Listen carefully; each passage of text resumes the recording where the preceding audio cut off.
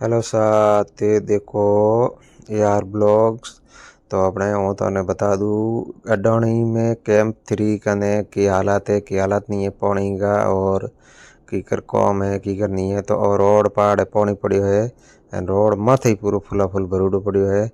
तो हमें पानी लगभग कई दिनों चढ़ो है अजी तक कम पड़ियो है कोनी। तो हमारे ब्लॉग में ही मैं काम करियो बेती हो तो पानी भरे पड़ियो है।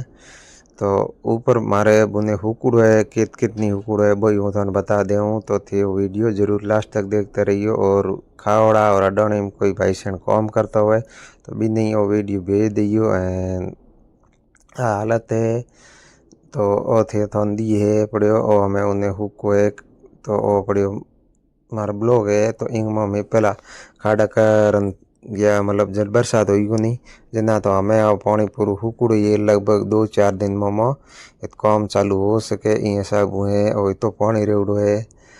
और इंग बाद में एक ब्लॉग में मैं बड़ा काम करा तो वही हूँ थाने बता दूँ। तो बी मई लगभग तो तारे पानी है को नहीं बस बिंग बाद में जाए ठापड़े हमार घड़ी जान तो हमार घड़ी बताओ इन ब्लॉग में ही अपना पानी हो गया है। तो भाई साहब की नई वीडियो पसंद आई हो है तो लाइक सब्सक्राइब जरूर करियो और आगे कोई एड़ा आदमी काम करता हो भी जरूर भेजियो।